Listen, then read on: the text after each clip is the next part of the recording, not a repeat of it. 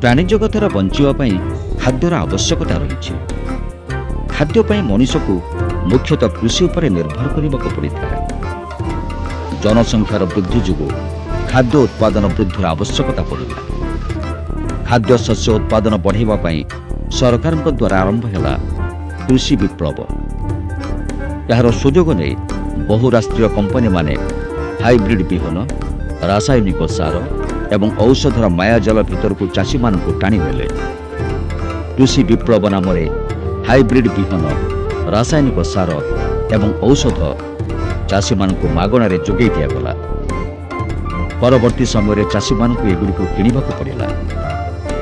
आम देशर जलवायु अनुसार देशीय पद्धतिर चाष आमपाई अनुकूल था। आमर चाष जमीगुड़िकर उर्वरता रही। प्रथम एगुड़ी व्यवहार करने द्वारा फसल उत्पादन हठात आशातीत भाव वृद्धि पाइला। अत्यधिक सार औषध व्यवहार फल धीरे धीरे माटी टाण होगा सह यार उर्वरता कमिबार लगे।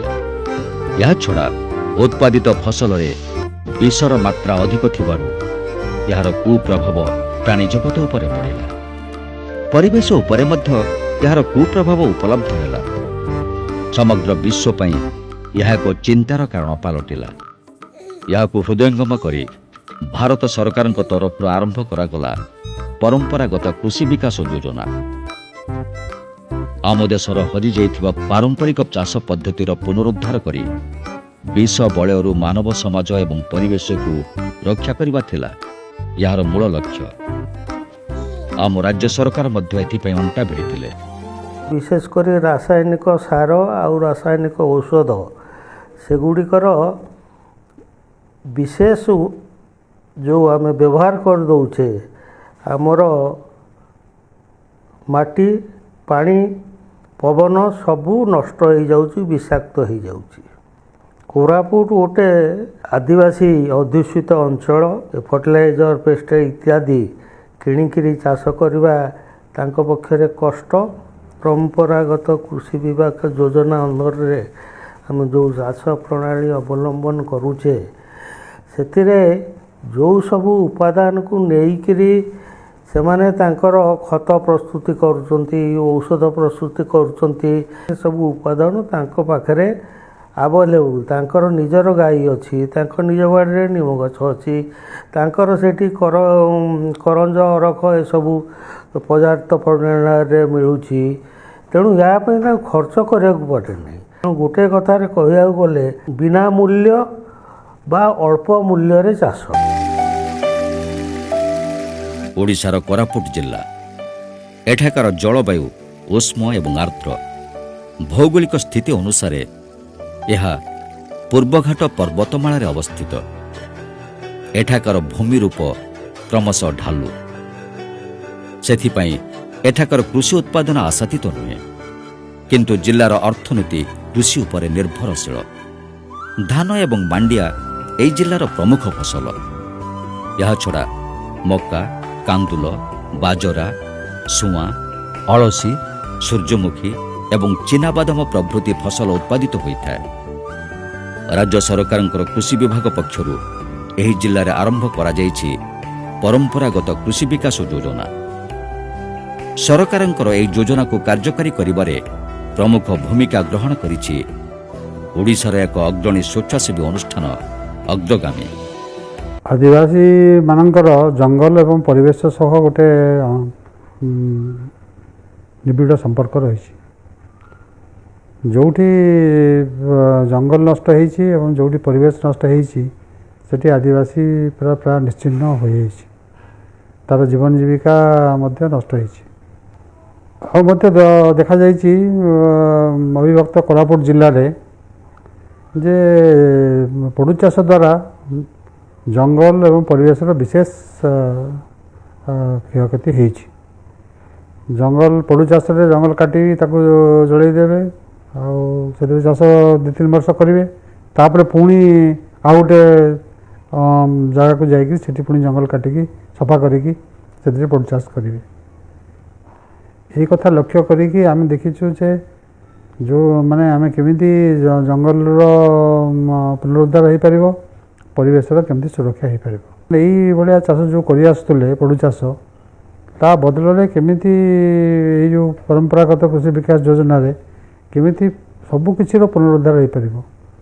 ଜଳର, ଜମିର, ଜଙ୍ଗଲର ଚାଷୀମାନେ ସମସ୍ତେ ଆମର ଜୈବିକ ଚାଷରେ ପୁରା ମାତି ଯାଇଛନ୍ତି। ଏଇ ସଫଳ ଚାଷ ମାନେ ଗୋଟେ ନୂଆ ପ୍ରକାର ପ୍ରେରଣା ସୃଷ୍ଟି କରୁଛି। ଯିଏ ବି ଯିବ ସିଏ ବି ଦେଖିବ ଯେ ପ୍ରକୃତରେ କେମିତି ମାନେ ସେମାନେ ତାଙ୍କର ଜଳ, ଜମି, ଜଙ୍ଗଲର ପରିଚାଳନା କରୁଛନ୍ତି ଆଉ ନୂଆ ଉପାୟରେ ନୂଆ ଭାବରେ ସେମାନେ ତାଙ୍କର ଜ୍ଞାନକୌଶଳକୁ ବ୍ୟବହାର କରି ତାକୁ ଆହୁରି ଆଗକୁ ଯିବା ପାଇଁ ବାହାରିଛନ୍ତି। ଏଇଟା ସମସ୍ତଙ୍କୁ ଅବାକ୍ କରୁଛି। କୋରାପୁଟ ଜିଲ୍ଲାର ଦଶମନ୍ତପୁର ବ୍ଲକର ଏକ ଗ୍ରାମ ପାତ୍ରବାଗ୍ରି। ଅଗ୍ରଗାମୀ ପକ୍ଷରୁ ଏହି ଗ୍ରାମରେ ଆରମ୍ଭ କରାଯାଇଛି ଏହି ପରମ୍ପରାଗତ କୃଷି ବିକାଶ ଯୋଜନା।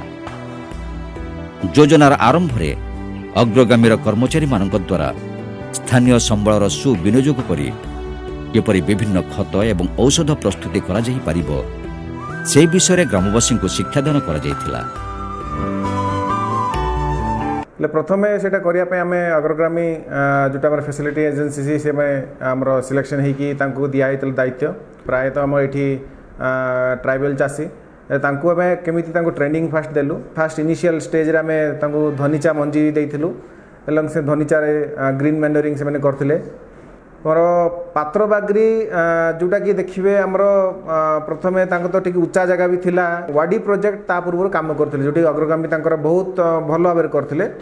परवर्ती समय से ही आम जो पीकेवाई और वाडी प्रोजेक्ट सरी जाता है पीकेवाईटा जो है पात्रबाग्रीटा बहुत माने डेवलप होती माँ मैंने आम ना कि आज जीवामृत जो केमती तैयारी करा जाए सेटा आम शिखा आज ए जीवामृत तैयारी करने कौन कौन सामग्री सब आमको आवश्यक पड़ो तेणुकर तारी आम जो नेब आम तो मैंने बड़ ड्राम करूँ छोटिया ड्राम करूँ से प्रति ना कि गाई मूत नेबा गोटे 3 लिटर तापर गोबर नेबा गोटे 3 केजी है तार बेसन गुंड नेबा हाफ केजी तापर आउ गुड़ नेबा हाफ केजी तापर जो ओई हुंका माटी हाफ केजी सब नहीं एका माटी नहीं जो हांडी रे फास्ट आम गोबर नेलु पकाइलु जो गड़ाइलु से गाई मूत पकाइलु से गड़ाइबा तापर बेसन नहीं पकाइबा तापर ओई हुंका माटी छेचिकिना गुंड करना से पकाइबा गुड़ जोटा अच्छी ना कि गुंड करी ना एका माटी जो हांडी रे पकाइबा पकाने गड़ाइबा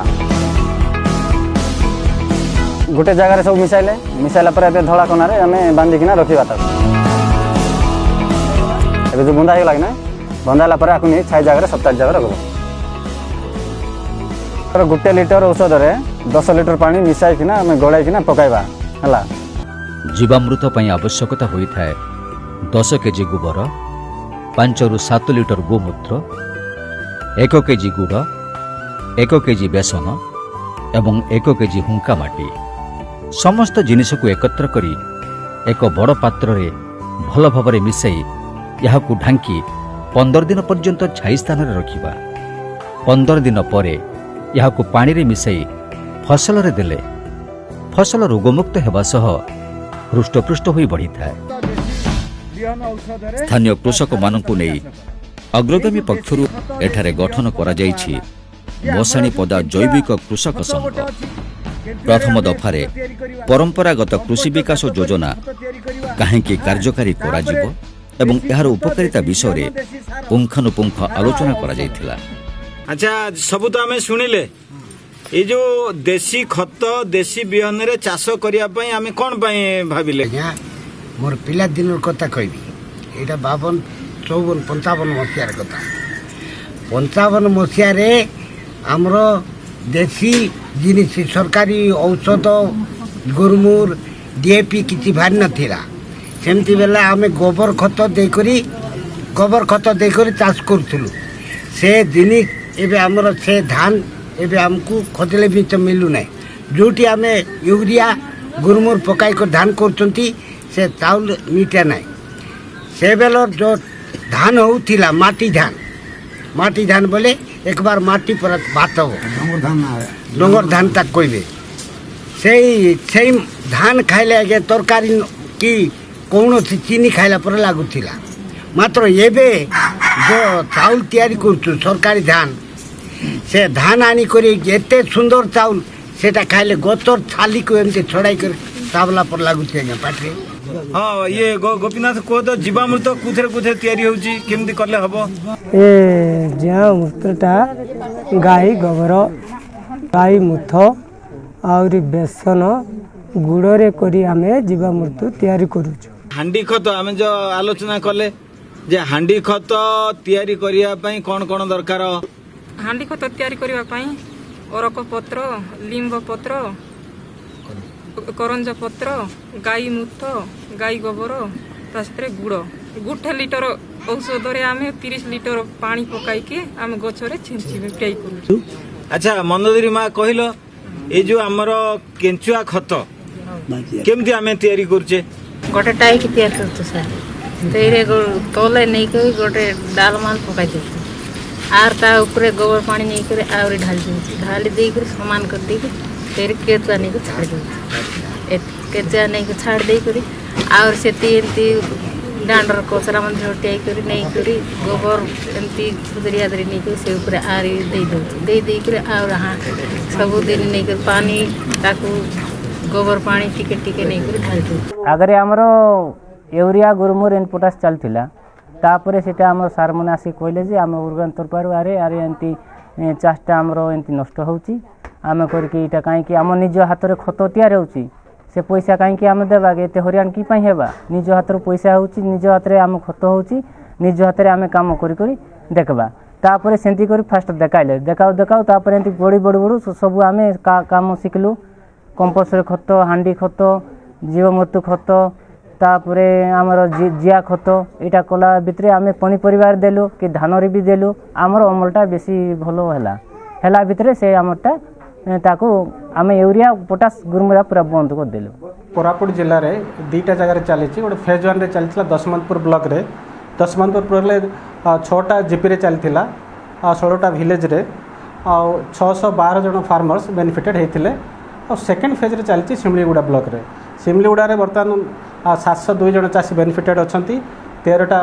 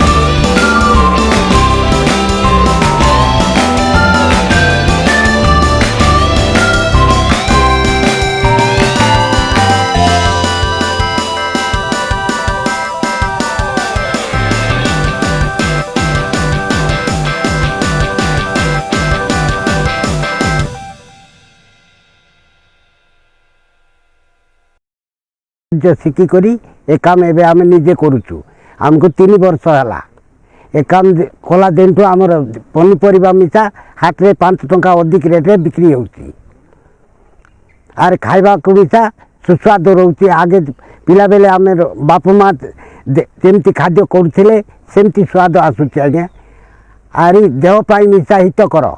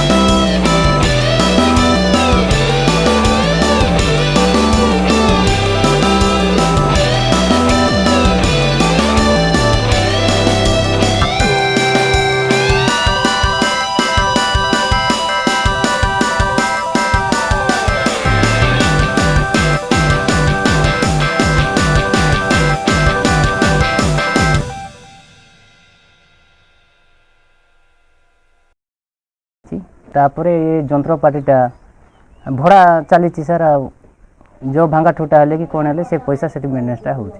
अग्रगामी सहित सब आम जड़ित अच्छु दैविक पद्धति विभिन्न ट्रेनिंग प्रोग्राम हुए वीडियो मोर अध्यक्षा प्राय समय जाइथाउ आमर जो यूरिया बा ग्रोमर रे जो आम जमी आम चाष करूँ ताकू व्यवहार करने द्वारा जमी नष्ट हो सारा बर्तमान तार चाष भी अधिक हो पारना बर्तमान दैनिक दर जो पद्धति आम जो चाष करुचु ता द्वारा जमी उर्वर रहा ता सहित तार जो पनीपरिया जहाँ आसी बर्तमान गाँ गली में चाहिदा बढ़ी जाइए आमे बर्तमान जाइकिना से गाँव किणी आणुचु ता सहित गोटे बड़ कथा आम रोगमुक्त होचु। सतरे सरकारଙ୍କର ଏହି ପ୍ରକାରର ଉଦ୍ୟମ ଆଜି ଗ୍ରାମାଞ୍ଚଳ ମାନଙ୍କରେ ବସବାସ କରୁଥିବା ଚାଷୀମାନଙ୍କର ଆର୍ଥିକ ଅବସ୍ଥାର ଉନ୍ନତି ଆଣିବା ସହ ସେମାନେ ରୋଗମୁକ୍ତ ଭାବରେ ବଞ୍ଚିବାର ଅଧିକାର ପାଇପାରୁଛନ୍ତି। ଏହାଛଡ଼ା ପରିବେଶ ଉପରେ ପଡ଼ୁଥିବା କୁପ୍ରଭାବକୁ ମଧ୍ୟ ଆଜି କିଛି ମାତ୍ରାରେ କମାଯାଇ ପାରୁଛି।